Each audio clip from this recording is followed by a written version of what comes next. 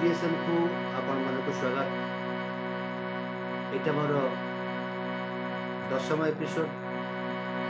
9ମ episode रे मु बुझौतली वादी संवादी ऊपर कहूली हिंदी रे चलैतली एबे ओडिया रे किछि चलेबा एक कंप्लेन आसिला असुविधा अछि बुझी होनी कहबी ओडिया रे एडो मो कहवा कथा हला किछि कमेंट आस्तिला गौरव कुमार स्वाई जଣେ ଛାତ୍ର ନିଶ୍ଚିତ ହେଇଥିବେ ସଙ୍ଗୀତର ସେ ଲେଖିଥିଲେ ସାର୍ ମୋତେ ଟିକେ ଅଚ୍ୟୁତନ କେଶବଙ୍କର ଲୋକେସନଟା ଦରକାର। ଆଉ ସତ୍ୟପ୍ରକାଶ ସାମଲ ସେ ବି ଜଣେ ସଙ୍ଗୀତର ଛାତ୍ର ନିଶ୍ଚିତ ହେଇଥିବେ ସେ ଲେଖିଥିଲେ ସାର୍ ମୋର ଜୟ ଗଣେଶର ଲୋକେସନଟା ଦରକାର। ଅମିତ କୁମାର ନାୟକ ସେ ତାଳଚେରରୁ ଲିଖିଛନ୍ତି ଆପଣ ଷ୍ଟୁଡ଼ିଓରେ ଯେଉଁ ଆରେଞ୍ଜମେଣ୍ଟ हुए म्यूजिकल आरेंजमेंट गुड़ा हुए ता विषय गोटे एपिसोड करेंगे मु निश्चित करी किंतु मन रखु अमित बाबू जे आग आम गोटे घरे धर आज मांस जो मांसटा मेजर हो गला ता सहित मांस तरकारी करने इनग्रेडिएंट्स दरकार सेगुड़ा विषय आमको जानवा पड़ो ताल तो मांस तरकारीटा हम ना धर तू मांस आसला मांस रखीदे कारण मांस कंचा खाईदे तार तेल दरकार पियाज रसुण तेल मसला सब दरकार ताको कषा हम कषिकी मांस पड़ो तापर तरकारीटा खाइबा मांस तरकारी खाइबा सेमती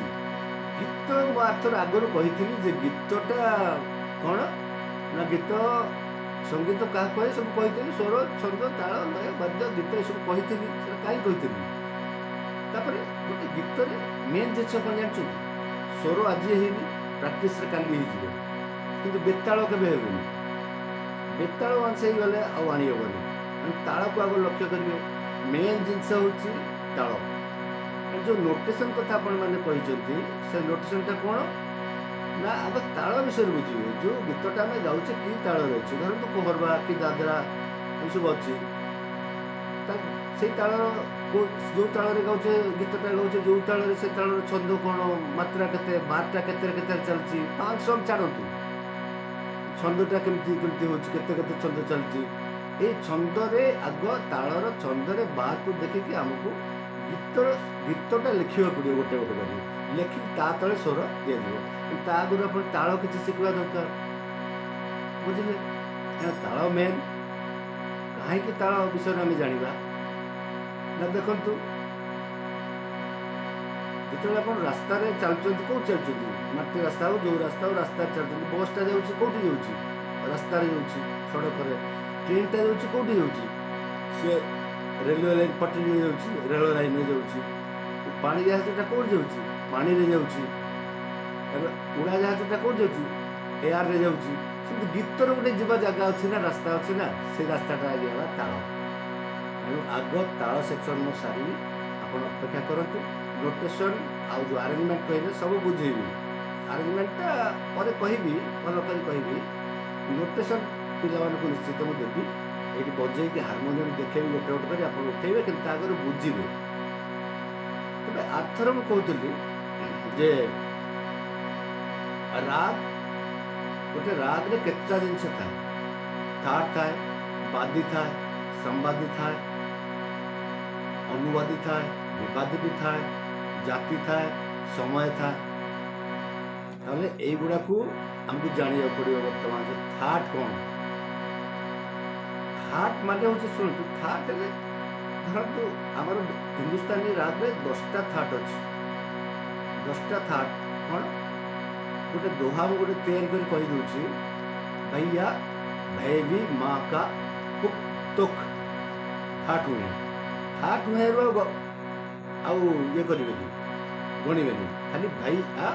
भै भी माँ का पुक पुख तोक थाट हुए देखो जो अक्षर गुड़ा कहली 10टा ही कही भाई आ भै भी माँ का पुख तोक भै रहा भैरव आ रहा आशावरी पुणी भै रहा भैरवी माँ रहा मारवा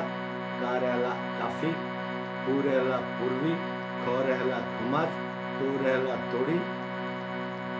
ଦୁଃଖ ଦୁଃଖ କରେ ହେଲା କଲ୍ୟାଣ। ଦେଖନ୍ତୁ ये जो राग गुड़ा कहली खाली सेटिंग करने कहीदेছি कि सीरियल एपट सेपट हो जाइए आग छोट छोट राग गुड़ा शिखा हम या भर बड़ राग भी कहीदेছি आग छोट छोट कि 10टा केमती मन रखिए एमती आप मन रखिए जमी दोहाटा कहली शुणिकी मन रखिए ताले 10 गोटी था भावतु जे संगीत जगत में बर्तमान 10 गोटी था मान 10 गोटी भाई भाई आगरू प्राचीन काल में बहुत बहुत थाट थिला वेंकटमुनि समय 72 गोटी थाट थिला किंतु से गुड़ा धीरे धीरे दरकार हलानी जमती आम प्लानेट रु बर्तमान प्लूटो को काट दी जाइए बहुत प्लानेट को काटी दी जाइए जो दरकार हेले सेमती एथिरे जितेबाला बहुत गुड़े थाट दरकार हलानी काटी काटी काटी काटी 10 गोटी थाट रखिए बुझे ता भर 10टा ना जो कहली ताले थाट मान है बापा थाट क्या कहुए ना जो राग्र जो मूल राग्र अन्य राग मानक जन्म देवार क्षमता थाए बा आश्रय देवार क्षमता थाए ताकू कहती थाट कहीं राग सृष्टि कर देखो भूपाली कौन भूपाली थाट कौन ना कल्याण तार तो कौन कल्याण रु सृष्टि भूपालीटा तेणु से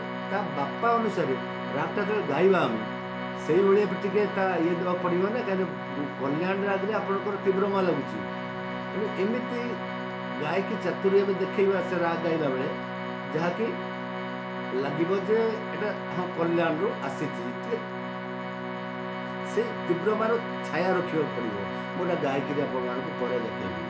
तापर आसा देखो बादी बादी विषय कही हिंदी में बादी स्वर हूँ आपणकर जो राग रे जो स्वर मुख्य होता है ताको बादी स्वर कहुए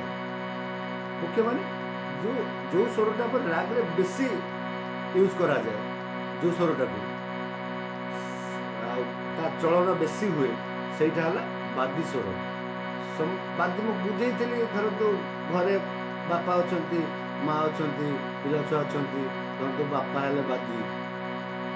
मेन लोक रागर मेन स्वरटा है बादी घर मेन लोकटा जी बापा सेमती आसला कौन संवादी स्वर संवादी स्वर क्या कहुए ना बादी पर माने सेकेंड मेन जी हो सेकेंड मुख्य द्वितीय मुख्य जी हो सी है संवादी धर तु माँ एणु राग रे सेमती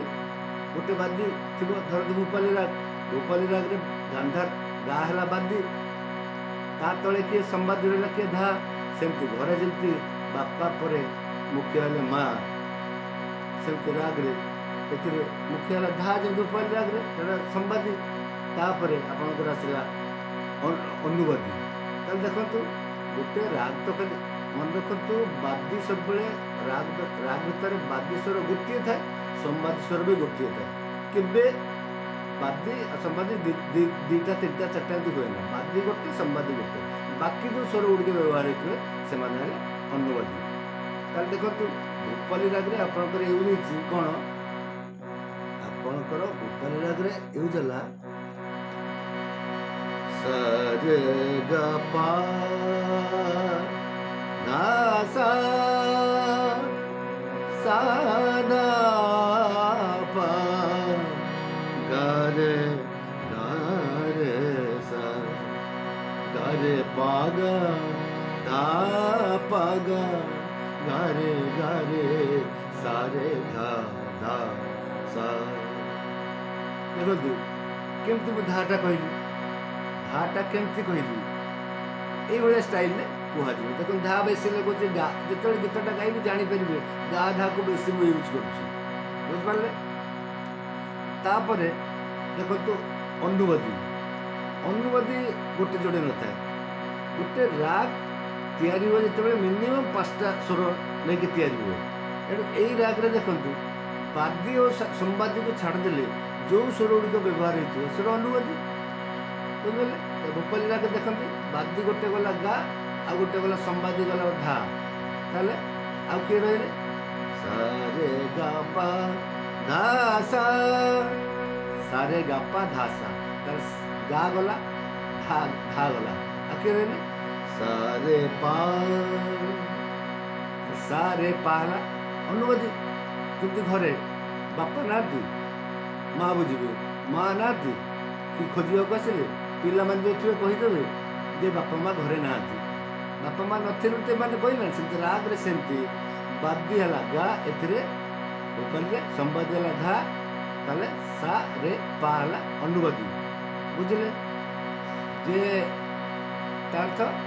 ଘରୋଇ କଥାରେ ଯଦି ନେବା ବାପା ହେଲେ ବାଦୀ